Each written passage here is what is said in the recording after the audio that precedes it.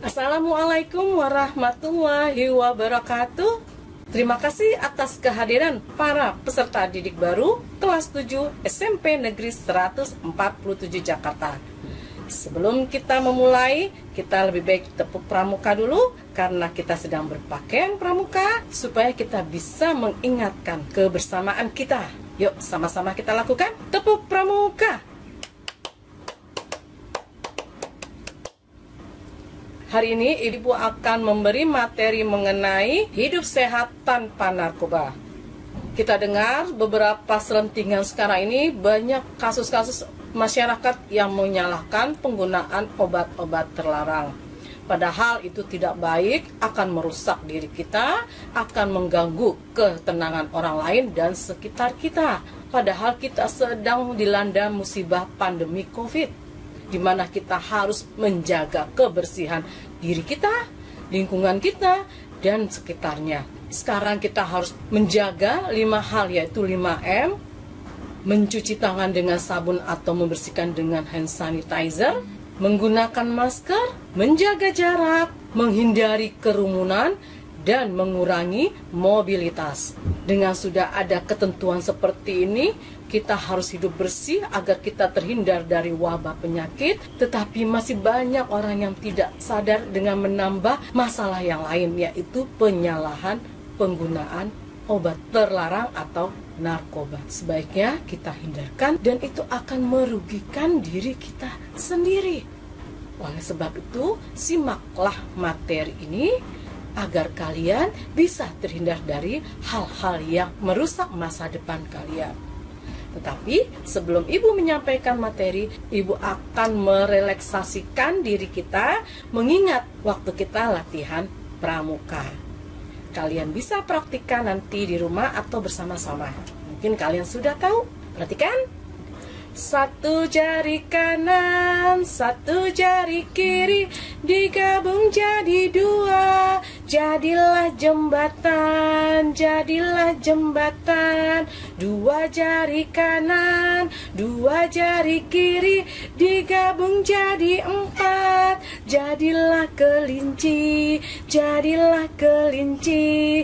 3 jari kanan, 3 jari kiri, digabung jadi 6, jadilah menara, jadilah menara. 4 jari kanan, 4 jari kiri, digabung jadi 8, jadilah tendaku, jadilah tendaku. 5 jari kanan, 5 jari kiri, digabung jadi 10, marilah salaman, bersalam-salaman.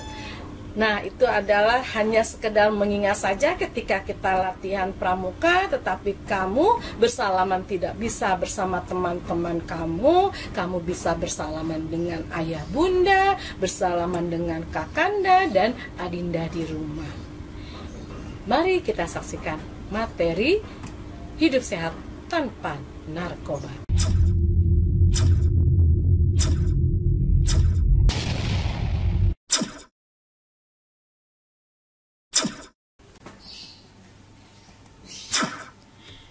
Hidup sehat tanpa narkoba. Dengan kesadaran, sehat produktif, dan bahagia tanpa narkoba. Jadilah generasi muda yang sehat dan berwawasan anti narkoba. Nafsa. Mengapa kita harus peduli? Apa sih yang dimaksud dengan nafsa sehingga kita harus mempedulikan istilah nafsa? Oh, no. Ternyata 3,6 juta di Indonesia telah menggunakan nafsa. OMG, terlalu. 2,3 juta pelajar atau mahasiswa dari 3,6 juta di Indonesia tahun 2019 pernah memakai nafsa. Ini adalah pendapat dari masyarakat di sekitar kita. Mengapa mereka mengatakan seperti itu? Kita lihat di sini ada data sudah dibuat dalam bentuk statistik, di mana ternyata pada setiap tahun terjadi peningkatan dalam penggunaan nafsa atau obat-obatan terlarang. Intinya, Kasus nafsa selalu naik. Dia sampai marah. Ngerti nggak sih? Temannya yang mendengarkan sangat sedih. Iya, aku ngerti. Tapi jangan marah. Saya juga sedih. Itulah perbincangan si adik kecil yang sudah mengerti mengenai dinamika penyalahgunaan yang terjadi di dalam masyarakat.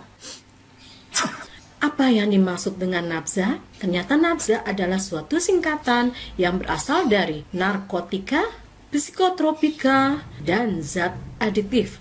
Apa yang dimaksud dengan nafza? Yaitu adalah obat atau zat yang jika masuk ke dalam tubuh manusia akan berpengaruh terhadap fungsi tubuh, terutama otak, sehingga dapat mempengaruhi kerja otak dan mengubah perilaku pemakai atau penggunanya menjadi tidak normal. Di mana contohnya di sini adalah jenis nafza, yaitu jenis narkotika, jenis psikotropika, dan zat adiktif. Nah, perhatikan anak-anakku sekalian. Di sini contoh-contoh jenis narkotika, psikotropika, dan zat adiktif. Di mana kita lihat pada narkotika jenisnya adalah jenis putau, kokain, dan ganja. Apa yang dirasakan? Menimbulkan perubahan kesadaran pada pemakai. Kemudian dapat digunakan untuk menghilangkan rasa nyeri. Tetapi jika dilakukan secara terus-menerus sehingga menimbulkan ketergantungan. Oleh sebab itu, ada beberapa obat yang ternyata mengandung narkotika untuk menghilangkan rasa nyeri. Tetapi jika digunakan dalam waktu yang lama, menimbulkan ketergantungan. Kemudian yang psikotropika, contohnya adalah ekstasi dan amfetamin, sejenis pil. Apa yang terjadi jika menggunakan? Menyebabkan perubahan aktivitas mental dan perilaku pemakai. Kemudian zat adiktif, di mana zat ini adalah zat yang mempengaruhi psikoaktif selain narkotika dan psikotropika. Contohnya adalah rokok, kemudian miras, kemudian aika aibon dan tenor yang memberikan perilaku tidak tenang, mengantuk, kemudian merasa hilang rasa malunya. Nah, berikutnya adalah jenis nafza yang dilihat dari efeknya, yaitu uppers, di mana jenisnya adalah kokain, ekstasi, syabu, dan nikotin. Cirinya, dampak yang terjadi pada si pemakai merangsang kerja jantung dan otak sehingga berdampak lebih senang, lebih bertenaga, meningkatkan gairah dan kesadaran. Perilaku seseorang akan agresif, kreatif, sulit tidur, komunikatif atau banyak bicara, dan horny, serta paranoid jika zat yang terkandung dalam nafza tersebut ketika sedang bekerja. Setelah pasca obat sudah hilang, rasa percaya diri hilang. Kemudian badan menjadi lemas, depresi, seperti ketakutan, dan mengantuk. Tapi ketika dia menggunakan, dia merasa memiliki suatu tenaga yang luar biasa untuk melakukan kegiatannya. Kemudian ada lagi yang dampaknya donors, yang tadi dia dampaknya ke atas, sekarang ke bawah, merasa down. Jenisnya adalah heroin, ganja, morfin, dan opium. Cara kerjanya adalah menekan sistem saraf pusat sehingga kurang beraktivitas, lebih tenang, tertidur, atau hilang kesadaran. Dampak setelah penggunaan, memiliki rasa sensitif, mudah tersinggung, cepat marah, kemudian badan lemas, dan depresi. Kemudian all-arounders, contohnya ganja, magic mushroom, LSD. Ciri-cirinya adalah berhalusinasi, menghayal tingkat dewa. Melihat sesuatu sebenarnya tidak ada. Dia merasa melihat sesuatu yang sangat menyenangkan, padahal itu fata morgana dan tidak ada sama sekali. Apa yang dirasakan setelah zat hilang dalam tubuhnya? Mengalami depresi, pusing, dan paranoid. Jadi dilihat dari dampak yang dihasilkan setelah pasca penggunaan nafza tersebut, seluruhnya adalah ketika obat itu sudah tidak bekerja dalam tubuh seseorang, maka dia menjadi tidak percaya diri, badannya lemas, dan hal-hal yang tidak menggairahkan. Artinya, jika seorang punya masalah, lari ke nafza, masalah tidak hilang, tetapi akan timbul masalah yang lain. Alasan kenapa penggunaan nafza tersebut? Pertama adalah coba-coba. Nggak enak sama teman ditawarin, lihat teman kok kayaknya asik, rasa oh saya kan sudah besar, saya sudah bisa dong mengkonsumsi ini. Kemudian iseng, boleh juga dicoba. Kemudian ada juga dia merasa kesepian, mencari ketenangan. Kemudian ikut teman. Gengsi kalau nggak ikut, saya harus ikut. Teman saya kan ikut, saya kan satu geng dengan teman. Saya harus ikut. Kemudian ada rasa merasa supaya percaya diri. Saya mau tampil di depan, saya harus bisa tampil di depan. Gimana caranya? Kata orang dengan menggunakan obat terlarang, kita bisa pede, kita bisa mempunyai suatu keberanian. Dicoba. Kemudian ada juga dipaksa. Dengan teman dipaksa. Kenapa dipaksa? Ya, ketika dipaksa dia minum, terus dipaksa 1 kali, 2 kali, 3 kali. Setelah yang keempat tidak dipaksa lagi, tetapi sudah ingin mencari. Itulah hebatnya obat-obatan terlarang. Nah, alasan kedua, tadi kan alasan awal. Nah, alasan setelah penggunaan, dia menyalahgunakan. Dia melakukan sekali, 2 kali, 3 kali, sampai akhirnya digunakan berkali-kali. Itulah penyalahgunaan. Setelah itu, kecanduan. Apa yang terjadi jika kecanduan? Segala sesuatu kecanduan, jika sudah terjadi pada diri kita, maka itu akan membahayakan. Seperti ini, kalau sudah dia kecanduan dan tidak mendapatkan benda atau barang yang membuat dia bisa nyaman sementara, maka dia akan merasakan kesakitan yang sangat luar biasa. Maukah kalian seperti ini? Oleh sebab itu, jangan sekali-sekali mencoba, jangan kamu anggap barang untuk iseng, jangan kamu ikut-ikutan teman yang tidak benar, jangan merasa, saya bisa berani menggunakan ini. Dan jika ada yang dipaksa, kamu harus lakukan sesuatu untuk mengamankan diri kamu yang bisa kamu lakukan pada menghadapi saat.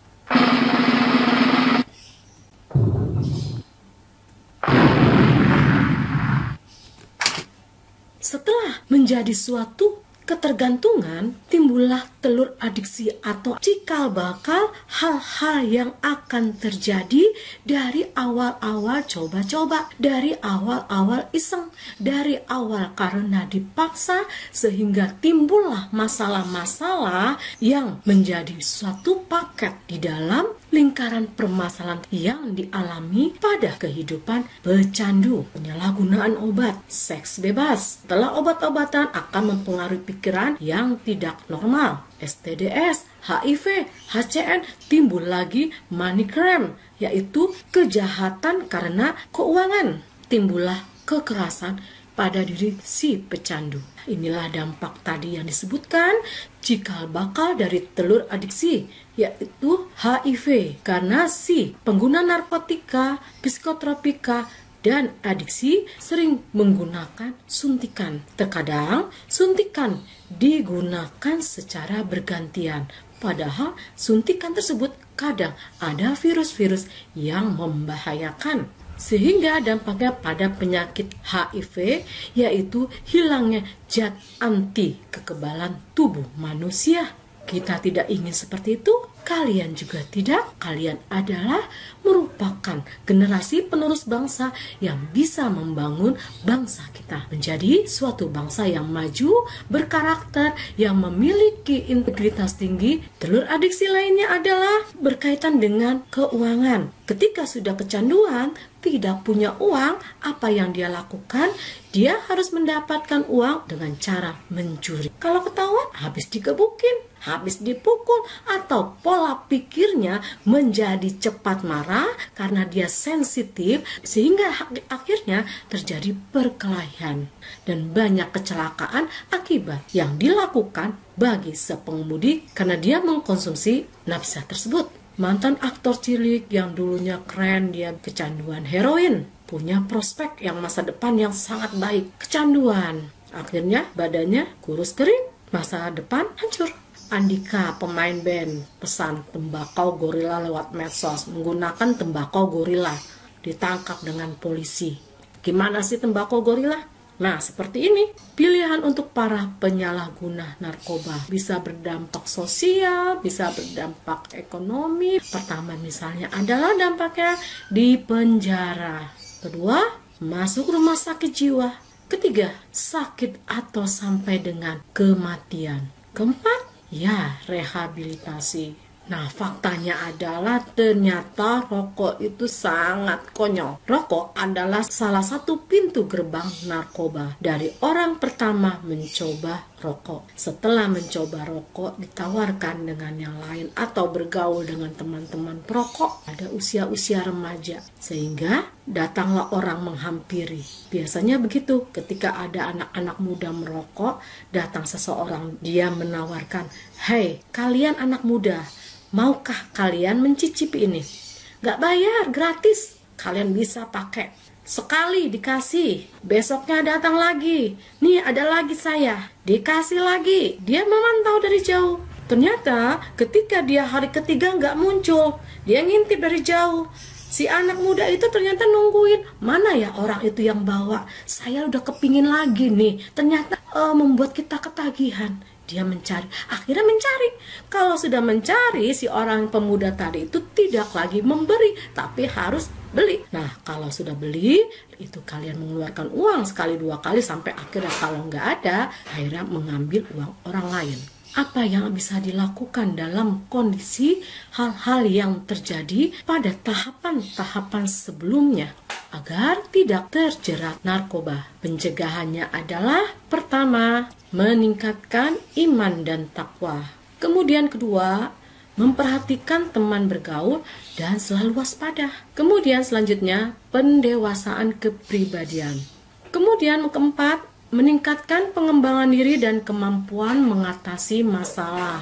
Misalnya mengikuti pengembangan diri, yaitu melakukan kegiatan-kegiatan olahraga yang positif, sehingga dapat meningkatkan kemampuan diri dan ikut berprestasi. Atau bagi yang suka musik, mengikuti pengembangan dalam bidang musik atau bidang seni yang lainnya, sehingga mampu meningkatkan kemampuan dan prestasi bagi peserta didik. Kemudian meningkatkan kepercayaan diri, hindari kebiasaan merokok, karena memang merokok adalah pintu gerbang untuk menuju narkoba.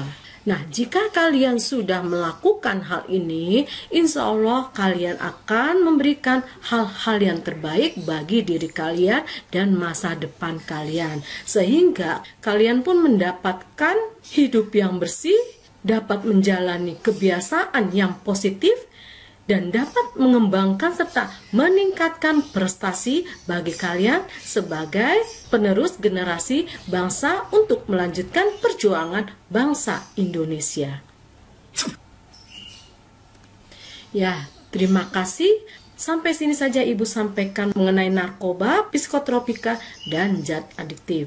Semoga apa yang disampaikan hari ini bisa bermanfaat bagi kalian dan kalian pun menghindari hal-hal yang berkaitan dengan narkoba. Dan kalian menjadi generasi penerus yang lebih baik lagi. Assalamualaikum warahmatullahi wabarakatuh.